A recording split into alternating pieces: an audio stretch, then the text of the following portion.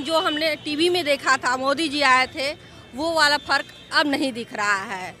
आज हमने विश्वनाथ जी दर्शन करने गए थे, लेकिन हमको आधे पर से ही वापस आना पड़ गया। तो इस गंदगी के लिए दोषी कौन है, किसको मानते हैं आप? दोनों ही लोग हैं। गंदगी करने वाला या गंदगी साफ करने वाला? नहीं, कुछ तो प्रशासन भी गलत है, क्योंकि जब वीआईपी लोग आते हैं तो कुछ ज़्यादा ही सुविधाएं मिल जाती हैं। नहीं, मोदी जी ने तो शुरुआत ही काशी से की थी, तो उसको अंत और प्रारंभ से ना देखा जाए। क्योंकि ये महादेव की नगरी है, तो ना तो इसका अंत है ना आरंभ है। नमस्कार, मैं सुनील और आप देख रहे हैं अखिल भारत न्यूज़। इस समय मैं वाराणसी में हूँ, जिसको काशी के नाम से भी जाना जाता है। आज से पहले भी आए हैं काशी? बहुत बार आ चुका हूँ। तब की काशी में और अब की काशी में क्या अंतर लगता है आपको?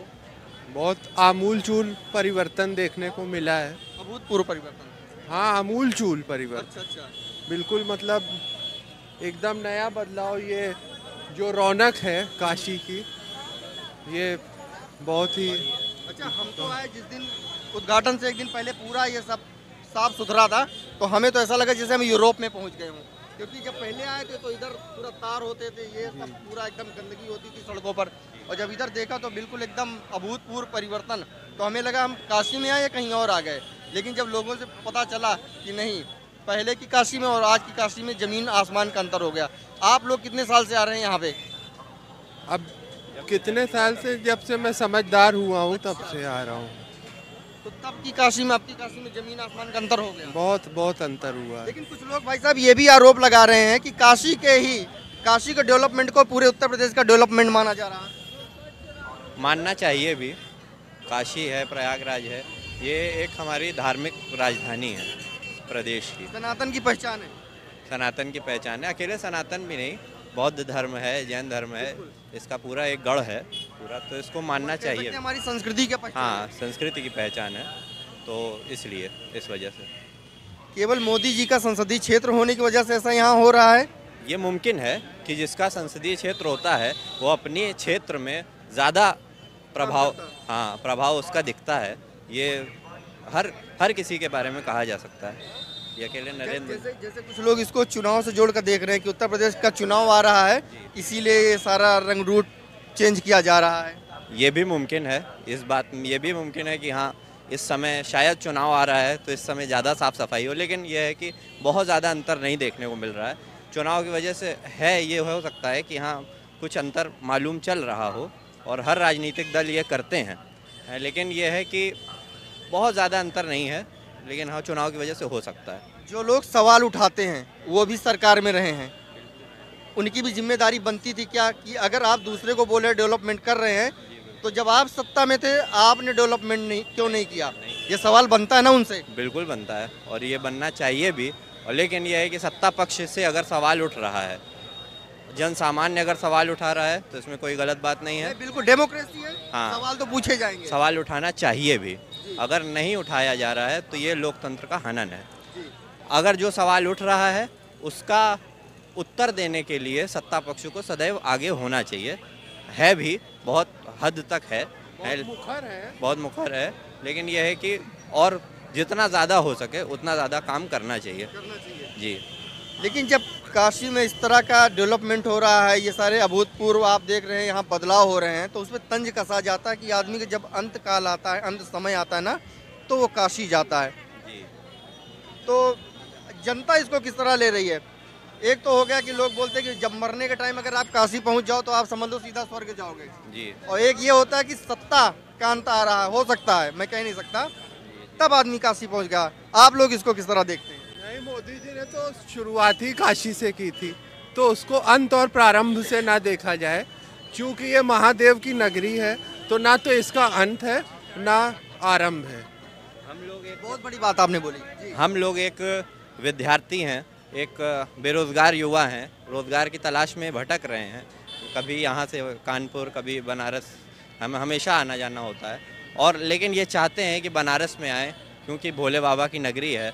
और वैसे ही राजनीतिक दल भी यही चाहते होंगे, या मोदी जी भी यही चाहते होंगे कि अब हमारा चुनाव आने वाला है तो भोले बाबा की कृपा हो, तो ज़रूर। तो इसमें मुझे गलत बात नहीं दिखती। युवा हैं, रोजगार की बात तो होगी, आपको क्या लगता है कि पिछले जब से ये बीजेपी सरकार आई है, उत्तर प्रदेश में योगी सरकार आई है, रोजगार में कुछ कमी आई है या रोजगार मिले? जी, रोज़गार मिले भी हैं लेकिन कमी भी आई हुई है कुछ। कुछ। उसका सरकार से वास्ता नहीं है, जो भी सत्ता पक्ष में रहता है वो उसकी कुछ इस पर्टिकुलर क्षेत्र में उसकी उदासीनता होती है। ये मैं किसी पर्टिकुलर दल के लिए नहीं कह रहा हूँ, कोई भी आता है और उसके पीछे भी कारण है कि आजकल तैयारी करने वाले या जनसंख्या या लोग या वो संख्या इतनी ज़्यादा है कि सबको तो रोज़गार नहीं मिल सकता।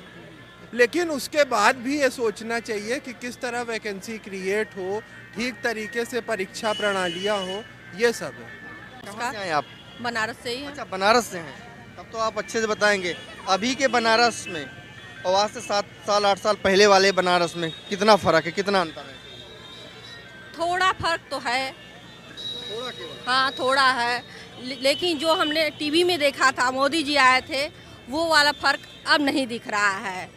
आज हमने विश्वनाथ जी दर्शन करने गए थे, लेकिन हमको आधे पर से ही वापस आना पड़ गया। ऐसा क्यों? इतनी भीड़ है, इतनी अव्यवस्थाएं हैं, वो चीज़ जो हम लोग सोचे थे वो चीज़ नहीं मिल पाई। तो आपको लगता है आगे उम्मीद है कि वो आपको मिलेगा? हम तो यही आए थे सोच के कि जो हमने टीवी में देखी थी वही व्यवस्थाएं आज मिलेंगी, लेकिन वो व्यवस्थाएं नहीं हैं। न प्रशासन के पास वो व्यवस्था है, न मैनेजमेंट की है उतना अच्छा, कुछ भी नहीं है। जो मोदी जी के समय हम लोग देखे थे वो चीज़ नहीं है, जी नहीं। तो आपको क्या लगता है, जैसे प्रशासन के रहा, जिस द्वार से मोदी जी जल लेकर आए थे भोले बाबा पे चढ़ाने के लिए, वो उस द्वार को खुलने के लिए जनता के लिए अभी कम से कम 22 या 23 तारीख तक इंतज़ार करना पड़ेगा। आपको लगता है कि जो उन्होंने बोला है ऐसा संभव होगा? क्योंकि इसको भी कोई नहीं सोचता था कि काशी इस तरह होगी, लेकिन काशी हुई है। तो आपको उम्मीद है कि आगे और भी सुविधाएं होंगी और व्यवस्थाएं ठीक होंगी? अपेक्षा तो यही है, लेकिन अब वो कितने खरे उतर रहे हैं अब तो आगे बताएगा, समय बताएगा। जब हम गलियों में जाते हैं, हम तो घूम रहे हैं इधर उधर, हर गली में जा रहे हैं, हर गूचे में जा रहे हैं, देखते हैं कि गंदगी बिल्कुल एकदम चरम पर है। तो इस गंदगी के लिए दोषी कौन है, किसको मानते हैं आप? दोनों ही लोग हैं। गंदगी करने वाला या गंदगी साफ करने वाला? नहीं, कुछ तो प्रशासन भी गलत है, क्योंकि जब वीआईपी लोग आते हैं तो कुछ ज़्यादा ही सुविधाएं मिल जाती हैं, ज़्यादा ही साफ़ सफाइयाँ हो जाती हैं। जहाँ वो लोग गए सब सो जा रहे हैं लोग। तो जनता भी है थोड़ी बहुत। जनता थोड़ी बहुत है या 80% जनता का योगदान है? क्योंकि जब आपके घर का जो कूड़ा आप उठा के बाहर दरवाजे पे डालेंगे, उसकी जिम्मेदारी तो आपकी बनती है, घर वालों की बनती है। उठाने वाले की जिम्मेदारी तो बात की बनती है। हाँ, ये तो है ही। तो काशी वासियों को कुछ इस पे आप बोलना चाहोगे? जिस तरह वो कूड़ा अपने घर के बाहर फेंक देते हैं, कई बार तो मैं जा रहा होता तो पता चला ऊपर से पन्नी आती है, बंदा बच गया ना उसके ऊपर ही चला जाता। ये मेरे साथ ऐसा हुआ, इसीलिए मैं बोल रहा हूँ। क्योंकि आप जैसे शॉर्टकट से जाते हैं ना, तो देखते हैं हर जगह कूड़ा, हर जगह डायपर्स बच्चों के पड़े होते हैं। तो इसकी जिम्मेदारी किसको लेना पड़ेगा? ये तो आम नागरिक को भी सोचना चाहिए। वो तो हमेशा साफ करने वाला खड़ा रहेगा नहीं, वो तो खुद की जिम्मेदारी बनती है कि वो साफ सफाई रखो। जैसे अपना घर साफ रखते हो, वैसे रोड गली सड़क आपकी भी जिम्मेदारी बनती है। और कुछ तो प्रशासन भी ढीला हो जाता है, उन लोग की भी बनती है। प्रशासन को क्या फाइन मारना चाहिए, फाइन लगाना चाहिए इसके ऊपर? फाइन क्या लगाना चाहिए, अपनी ड्यूटी करनी चाहिए। जो आप ड्यूटी पे हो वो ईमानदारी से करो। ये नहीं कि वीआईपी आए तभी आप ड्यूटी करो, चले गए तो आप लोग अपने अपने घर में सो, केवल पैसा लो, तनख्वाह लो और